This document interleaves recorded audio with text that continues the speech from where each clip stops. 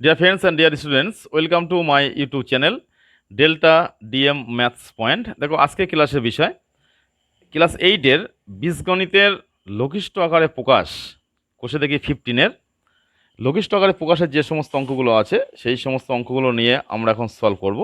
এবং কোন চ্যাপ্টার হচ্ছে দেখো কোষে দেখি 15-এর যে অঙ্কগুলো আছে 2-এর দাগের অঙ্ক আমরা এখন সলভ করছি।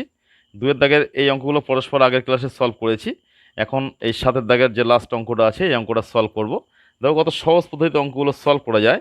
তবে অঙ্ক শুরুর আগে একটা অনুরোধ জানাচ্ছি, ভিডিওটা পুরো দেখবে, তাহলে অঙ্ক সম্পর্কে ডিটেলস জ্ঞান তুমি অর্জন করতে পারবে। দেখো কত সহজ পদ্ধতিতে এই সরলটা আছে, অর্থাৎ লঘিষ্ঠ আকারে প্রকাশ করো, লঘিষ্ঠ আকারে প্রকাশ করো, এটা আমরা কত সহজ পদ্ধতিতে অঙ্কটা সলভ করব।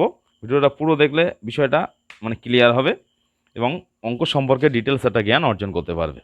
তাহলে এখানে কি আছে অঙ্কটা ফলো করি। A square minus AB plus B square by A square plus AB divided by A cube plus B cube by A square minus B square.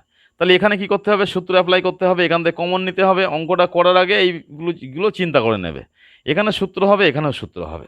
তাই বীজগণিতের কিন্তু একটা বিষয় মনে রাখতে হবে, সূত্রর কিন্তু বিষয়গুলো ভালো করে মাথায় রাখতে হবে।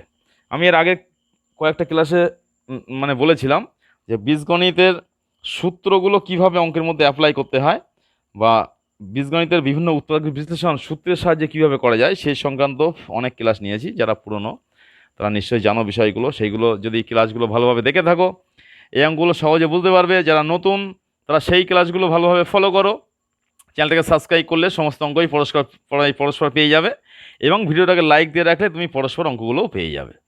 তো যাই হোক, কীভাবে সলভ করছি দেখো, এখানে এ স্কোয়ার প্লাস বি স্কোয়ার এই দুটোকে কাছাকাছি আনলাম, মাইনাস এবি ছিল এখানে বসিয়ে দিলাম।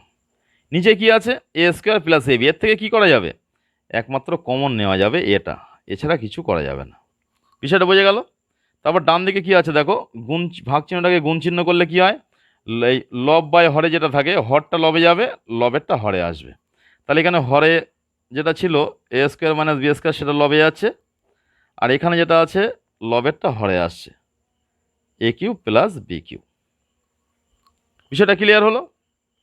এবারে কি করছি দেখো, দেখো এটাকে আমরা যদি A square plus B square সূত্র করি তাহলে A plus whole square minus 2ab হবে, সেই 2ab আর এই এবি যোগ করলে মাইনাস 3ab, সেটা কোনো কাজের আসবে না, কিন্তু কোনো কাজের না। দেখো এই রাশিমালাটার সঙ্গে এখানে এ কিউ প্লাস বি কিউ এর সূত্রের একটা মিল আছে, সেটা ফলো করো বুঝতে পারবে। তাহলে দেখো এটা যেমনভাবে এটাকে সূত্র করার জন্য হয়তো সাজিয়েছিলাম তোমাদের বোঝানোর জন্য, যেখানে এ স্কোয়ার প্লাস বি স্কোয়ার সূত্র করলে হয়তো অঙ্কটা হতে পারে, কিন্তু বিষয়টা না, বিষয়টা কিন্তু এ স্কোয়ার প্লাস বি স্কোয়ার সূত্র করলে কিন্তু অঙ্কটা সলভ হবে না, একটা সমস্যা থেকে যাবে। সেই জন্য যেমনভাবে ছিল তেমনভাবে আমরা এই রাশিমালাটাকে লিখে রাখবো। তাহলে দেখবে এই রাশিমালাটার সঙ্গে এ কিউ প্লাস বি কিউ এর একটা মিল আছে। এ কিউ প্লাস বি কিউ এর সূত্রটা যদি আমি এখানে অ্যাপ্লাই করি তাহলে কিন্তু বিষয়টা আরও ক্লিয়ার হয়ে যাবে। এখানে কী করতে হবে, উপরে আগে এ স্কোয়ার মাইনাস বি স্কোয়ার সূত্রটা করে নিই। সূত্রটা কি, এ প্লাস বি ইন্টু এ মাইনাস বি। আবার বলছি কিন্তু বীজগাণিতিক অঙ্ক শিখতে গেলে বা জানতে গেলে ভিডিওটা পুরো দেখতে হবে এবং সূত্রগুলো কিন্তু ভালোভাবে ফলো করতে হবে, ভালোভাবে শিখতে হবে। আমি কিন্তু সূত্র চ্যাপ্টার করানোর সময় সূত্রগুলো ভালোভাবে বুঝিয়েছি বিশ্লেষণ করে। তাহলে এ কিউ প্লাস বি কিউ এর কি কোন সূত্র হবে, দুটো সূত্র আছে, একটা মান নির্ণয়ের সূত্র, একটা উৎপাদক বিশ্লেষণের সূত্র। যেহেতু অঙ্কগুলো উৎপাদক বিশ্লেষণ টাইপের, যেহেতু সরল অঙ্ক লঘিষ্ঠ আকারে প্রকাশ করছি কিন্তু উৎপাদক বিশ্লেষণ টাইপের অঙ্ক এগুলো, সেই জন্য উৎপাদক বিশ্লেষণের যে সূত্র আছে এ কিউ প্লাস বি কিউ সেটা এখানে অ্যাপ্লাই করব। এ plus B into A square minus A B plus B square. বুঝে গেল বিষয়টা। এবার কি করছি দেখো, ইকুয়ালস টু, এটা ব্র্যাকেটের মধ্যে রাখছি। এবার দেখো কাটাকুটি হচ্ছে, কাটাকুটি করলে কিন্তু অঙ্কটা অনেক ছোট হয়ে যাচ্ছে। এ প্লাস বি আছে, এখানে এ প্লাস বি কাটাকুটি হয়ে যাচ্ছে, গুণের আকারে থাকলে তবেই কিন্তু কাটাকুটি করা যায়, না হলে কিন্তু করা যায় না, এটা কিন্তু মাথায় রাখতে হবে। এখানে এ ইন্টু এ প্লাস বি, এখানে এ প্লাস বি ইন্টু এ মাইনাস বি, এই যে গুণের আকারগুলোতে আছে এটার সাথে এটা গুণের আকারে, সেই জন্য কিন্তু কাটাকুটিগুলো হয়। এখানে এ square minus A B plus B square, এখানেও এ square minus A B plus B square, এর সাথে এটা কাটাকুটি হবে। আর দেখো উপরে অনলি থাকছে এ মাইনাস বি, নিচে এ মাইনাস বি নেই, তাহলে বসে যাচ্ছে ওটা। নিচে থাকছে কি এ ইন্টু এ প্লাস বি, এ প্লাস বি। তাই দেখো কত সহজ পদ্ধতিতে আমরা অঙ্কটা সলভ করলাম। হ্যাঁ, তাহলে কী করা যেতে পারে, এটা রাখলেও অ্যান্সার, কোনো অসুবিধা নেই। তাহলে এখানে এ মাইনাস বি থাকছে, সেটা রেখে দিলাম, এটা এ দিয়ে গুণ করে দাও। এ দিয়ে গুণ করলে কি হবে, এ স্কোয়ার প্লাস এ বি। তাহলে বিষয়টা বোঝা গেল।